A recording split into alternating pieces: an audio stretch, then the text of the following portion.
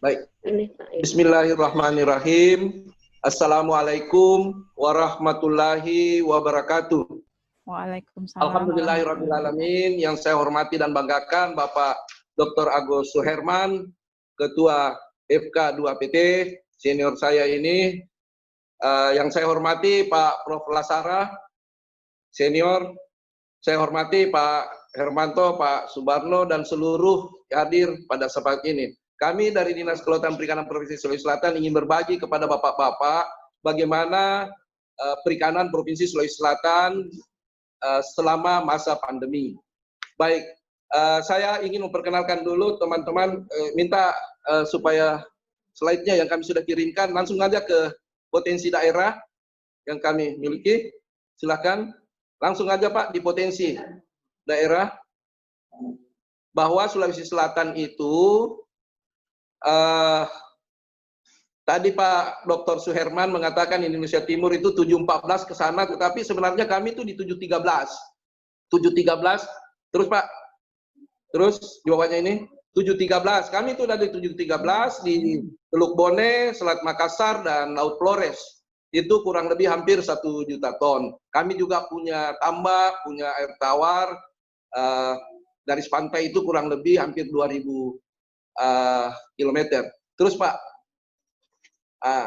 saya ingin, terus Pak, setelah ini, saya ingin sampaikan bahwa di Sulawesi Selatan untuk perikanan tangkap itu kurang lebih kami produksinya tidak sampai 400.000. Memang tidak banyak di Indonesia ini.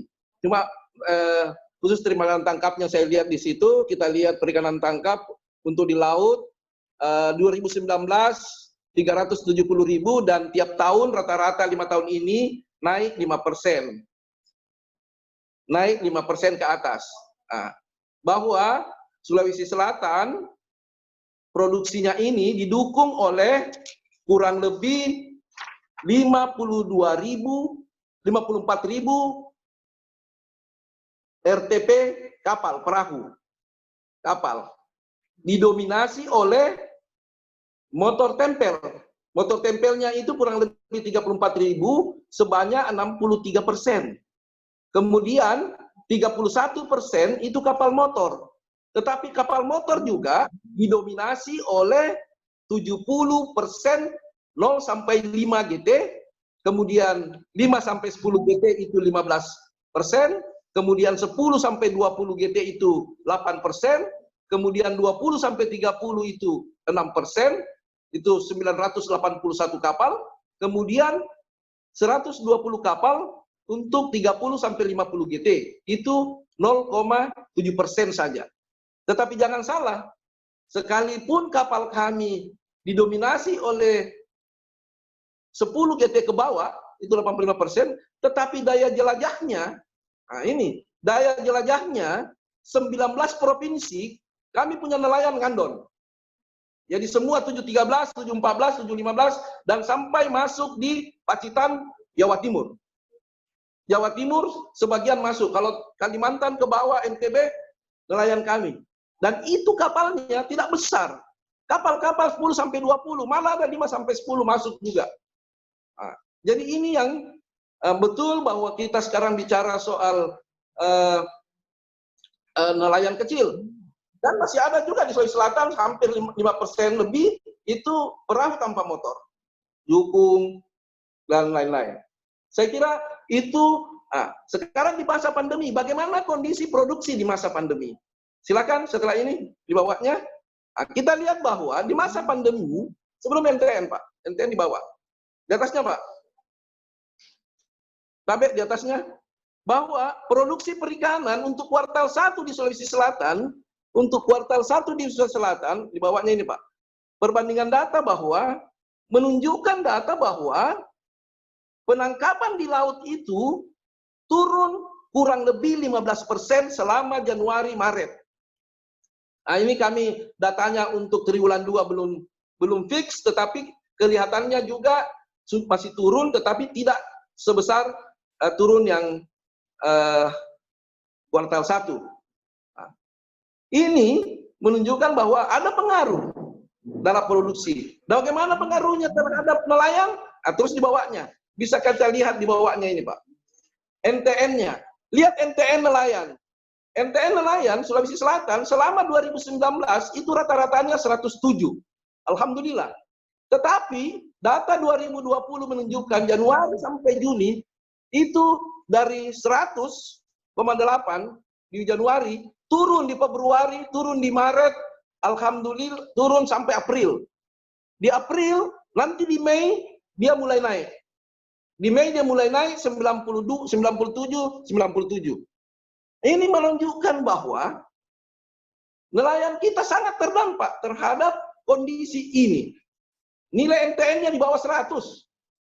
Nah, tetapi alhamdulillah di Sulawesi Selatan, dan bagaimana ini? Ini karena semua kita tahu bahwa pada saat Februari mulai, Cina tidak bisa kita mengekspor, ikan-ikan kita ke sana banyak ke Cina, kemudian kita terhenti semua ikan-ikan eksotik, harganya turun, saya bisa laporkan seperti tenggiri turun 50%, gurita turun sampai 60%, cumi-cumi, semua turun, terutama yang eksotik. Kalau ikan-ikan untuk konsumsi, ya turun juga, tapi tidak seperti turunnya ikan-ikan yang untuk ekspor atau ikan-ikan eksotik untuk olahan, misalnya apa ini yang dimakan itu untuk tenggiri, otak-otak, karena semua restoran tutup, kemudian ikan-ikan kerapu semua turun.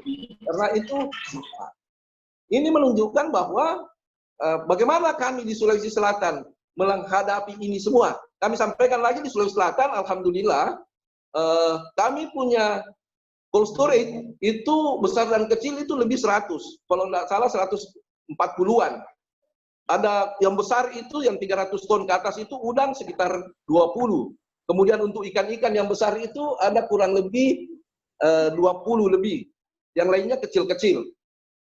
Tetapi dia tetap cold storage. Ini yang mendukung kami Sulawesi Selatan.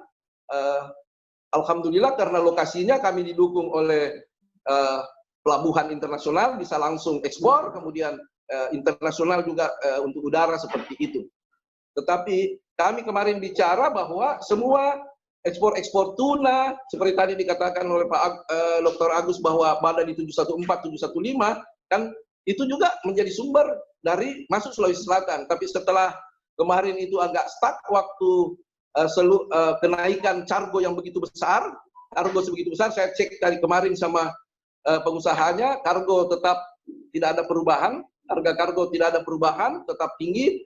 Di samping juga suplai agak ini, maka ekspor menunjukkan juga Januari, Februari, Maret itu turun, tetapi mulai naik waktu buka Cina, April, Mei, Juni sudah mulai naik juga. Ada datanya di kami. Kurang lebih setiap tahun kami punya ekspor itu 350 juta dolar. Kemarin kami lihat data untuk semester 1 sampai bulan Juni 2020 itu turun ekspornya, tetapi tidak besar. Dari tahun lalu 154, sekarang 149, 145. Jadi kurang lebih hanya turun 10 juta dolar selama semester 1. Nah, tapi fluktuasinya cukup tajam. Nah, itu kondisi-kondisi selama pandemi. Terus apa yang kami lakukan di Dinas Kelautan Perikanan menghadapi pandemi? Terus Pak, karena ini terlalu banyak, mungkin saya akan nanti tidak cukup waktunya. Ini normatif saja yang harus kami lakukan, tetapi saya ingin ringkas bahwa semua kita bagaimana kaget menghadapi pandemi. Sebagai kepala dinas pada saat itu, kebutuhan di perikanan itu semua yang masuk adalah kami butuh menerapkan protokol COVID. Seperti apa? Perikanan membantu. Dan sebagai pemerintah yang punya dana terstruktur, kami nggak punya seperti itu. Kami sebagai kepala dinas nggak punya, mau bantu sanitasi nggak punya kami. Kami mau bantu masker nggak punya kami uang untuk beli itu. Kami mau menyemprot nggak bisa. Akhirnya yang kami lakukan adalah menghubungi semua hal yang bisa kita dapat itu. Kami dengan Kepala Dinas Kelautan Perikanan Kabupaten Kota, kami minta untuk berkoordinasi dengan BNN, berkoordinasi dengan Dinas Kesehatan, dan kami juga di provinsi berkoordinasi dengan seluruh pengusaha yang ingin membantu. Jadi seperti tadi dikatakan, kami punya kurang lebih 20 PPI yang diserahkan ke provinsi, yang harus kami, dan ada kurang lebih 7 yang besar, itu kami coba mintakan untuk seperti itu. Karena sebagai dinas, tidak ada kemampuan untuk itu. Tetapi dengan dukungan Pak Dirjen Budidaya, Dirjen Tangkap waktu itu langsung menelpon, karena kebetulan beliau dari sini, teman-temannya kami didukung, kerjasama dengan MSI, kemudian beberapa donasi itu terkumpul oleh teman-teman MSI waktu harga ikan jatuh, maka kami duluan dari Jakarta. Bahwa harga ikan jatuh, teman-teman di PPI Ununtia, kita kumpulkan uang sama-sama, kita beli nelayan. Tapi itu tidak seberapa. Nah, kemudian tumbuhlah di sini, memang sebelum-sebelumnya sudah ada beberapa yang pakai misalnya dari PPI Pautere itu sudah ada menjual ikan lewat online, tetapi setelah pandemi ini permintaannya begitu banyak. Itu yang kita dorong untuk lakukan itu selama pandemi. Nah, setelah itu bagaimana kita menyikapinya dari segi sektor kelautan perikanan, kita berkoordinasi dengan pusat. Tetapi perlu sama-sama kita ketahui bahwa respon cepat dinas pakai uang negara itu tidak secepat yang diperkirakan. Tidak bisa, karena semua harus diatur sesuai dengan aturan penganggaran, harus dilakukan perubahan anggaran, dan sampai sekarang tidak ada. Kemarin kami sudah melakukan bagaimana kalau menggunakan dana COVID yang bisa kita langsung pakai. Waktu itu kami usulkan adalah BBM gratis untuk nelayan. Bagaimana untuk pembudidaya bisa dapatkan benih, pakan apa dari kita. Tapi waktu berjalan di gugus COVID, kami katakan kami buat perencanaannya, tetapi tidak bisa. Akhirnya sekarang harus masuk ke dalam ingin penganggaran yang seperti biasa. Kalau seperti biasa ya tunggu perubahan. Memang ada perubahan parsial. Kita lakukan sekarang perubahan parsial. Sampai sekarang belum jelas. Kalau dia masuk di dalam dana Dinas Kelautan Perikanan misalnya, masuk DPA-nya, maka dia harus tunduk kepada peraturan Menteri Dalam Negeri. Kalau belanja hibah, dia harus N-1. N-1 itu artinya semua usulan-usulan untuk dipakai tahun ini harus diusulkan tahun lalu. Makanya kami di DPR, kami sudah sampaikan, kalau mau dipakai tahun ini dan pakai sistem penganggaran Permendagri, belanja hibah nggak bisa, nggak mungkin kita lakukan. Karena harus -1. Mesti ada aturan-aturan yang berubah dalam pandemi ini.